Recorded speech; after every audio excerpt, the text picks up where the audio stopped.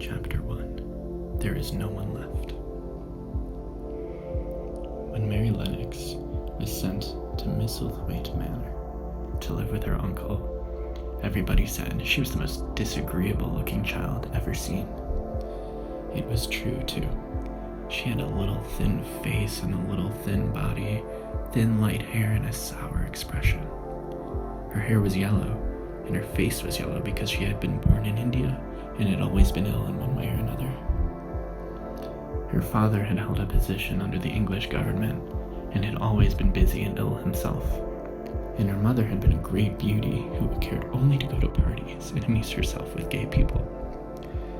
She had not wanted a little girl at all, and when Mary was born, she handed her over to the care of an ayah, who was made to understand that if she wished to please the Mem Sahib, she must keep the child out of sight as much as possible.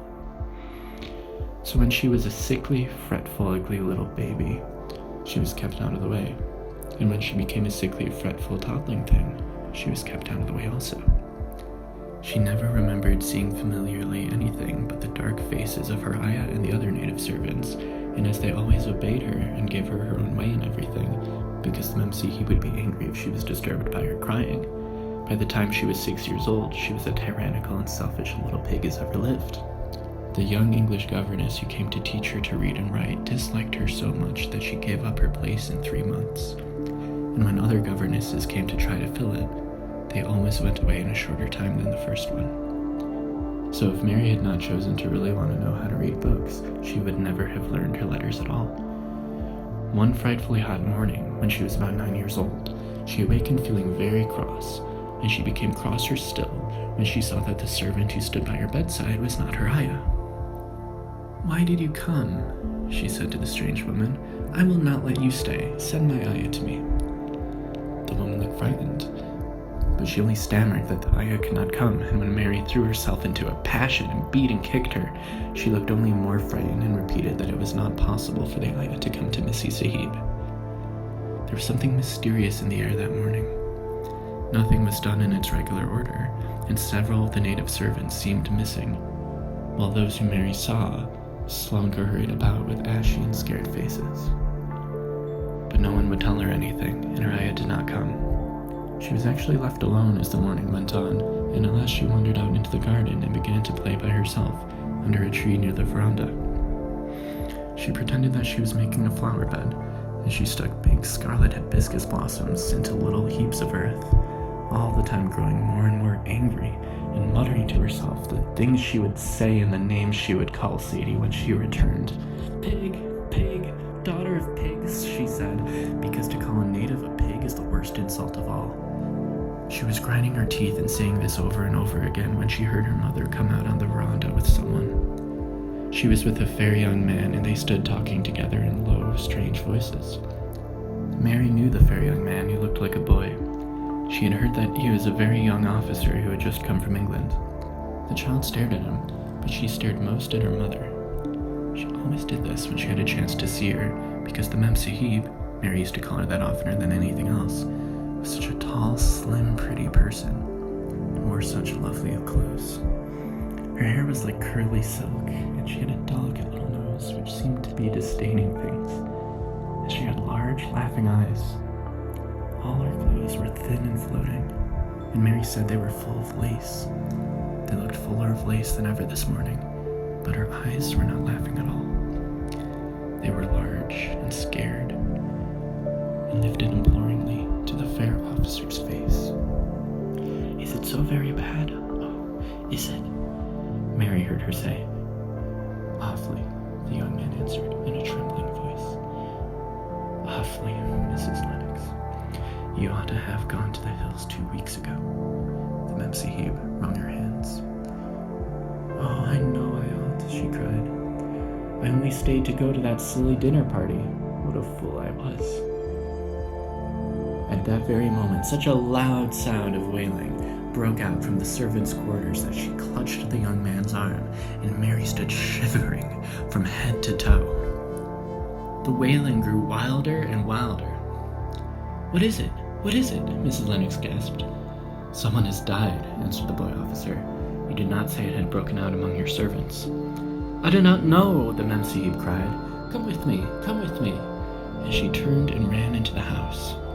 After that, appalling things happened, and the mysteriousness of the morning was explained to Mary. The cholera had broken out in its most fatal form, and people were dying like flies. The ayah had been taken ill in the night, and it was because she had just died that the servants had wailed in the huts. Before the next day, 3 other servants were dead, and others had run away in terror. There was panic on every side, and dying people in all the bungalows. During the confusion and bewilderment of the second day, Mary hid herself in the nursery and was forgotten by everyone. Nobody thought of her, nobody wanted her, and strange things happened of which she knew nothing. Mary alternately cried and slept through the hours. She only knew that people were ill and that she had heard mysterious and frightening sounds. Once she crept into the dining room and found it empty, though a partly finished meal was on the table, and chairs and plates looked as if they had been hastily pushed back when the diners rose suddenly for some reason. The child ate some fruit and biscuits, and being thirsty, she drank a glass of wine which stood nearly filled. It was sweet, and she did not know how strong it was. Very soon it made her intensely drowsy, and she went back to her nursery and shut herself in again, frightened by cries she heard in the huts, and by the hurrying sound of feet. The wine made her so sleepy that she could scarcely keep her eyes open, and she lay down on her bed and knew nothing more for a long time. Many things happened during the hours in which she slept so heavily, but she was not disturbed by the wails and the sound of things being carried in and out of the bungalow. When she awakened, she lay and stared at the wall. The house was perfectly still. She had never known it to be so silent before. She heard neither voices nor footsteps, and wondered if everybody had got well of the cholera and all the trouble was over. She wondered also who would take care of her now that her ayah was dead. There would be a new ayah, and perhaps she would know some new stories. Mary had been rather tired of the old ones. She did not cry because her nurse had died. She was not an affectionate child and had never cared much for anyone. The noise and hurrying about and wailing over the cholera had frightened her, and she had been angry because no one seemed to remember that she was alive. Everyone was too panic-stricken to think of a little girl no one was fond of. When people had the cholera, it seemed that they remembered nothing but themselves. But if everyone had got well again, surely someone would remember and come to look for her.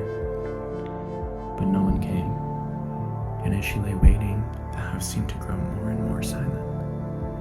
She heard something rustling on the matting, and when she looked down, she saw a little snake gliding along and watching her with eyes like jewels. She was not frightened, because he was a harmless little thing who would not hurt her, and he seemed in a hurry to get out of the room. He slipped under the door as she watched him. "How queer and quiet it is," she said. "It sounds as if there was no one in the bungalow but me and the snake."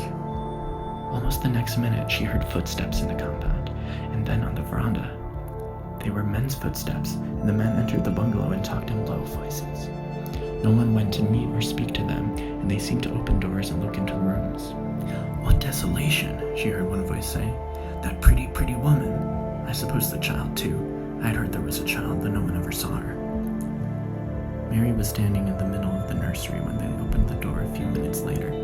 She looked an ugly, cross little thing and was frowning because she was beginning to be hungry and feel disgracefully neglected. The first man who came in was a large officer she had once seen talking to her father. He looked tired and troubled, but when he saw her, he was so startled that he almost jumped back. "Barney," he cried out, "there's a child here, a child alone. In a place like this? Mercy on us, who is she?" "I am Mary Lennox," the little girl said, drawing herself up stiffly. She thought the man was very rude to call her father's bungalow a place like this. "I fell asleep when everyone had the cholera, and I have only just wakened up. Why does nobody come?" "It is the child no one ever saw," exclaimed the man, turning to his companions. "She has actually been forgotten." "Why was I forgotten?" Mary said, stamping her foot. "Why does nobody come?" The young man, whose name was Barney, looked at her very sadly. Mary even thought she saw him wink his eyes as if to wink tears away. "Poor little kid," he said. "There's nobody left to come." It was in that strange and sudden way that Mary found out that she had neither father nor mother left, that they had died and been carried away in the night, and that the few native servants who had not died also had left the house as quickly as they could get out of it, none of them even remembering that there was a Missy Sahib. That was why the place was so quiet. It was true that there was no one in the bungalow but herself and the little rustling snake.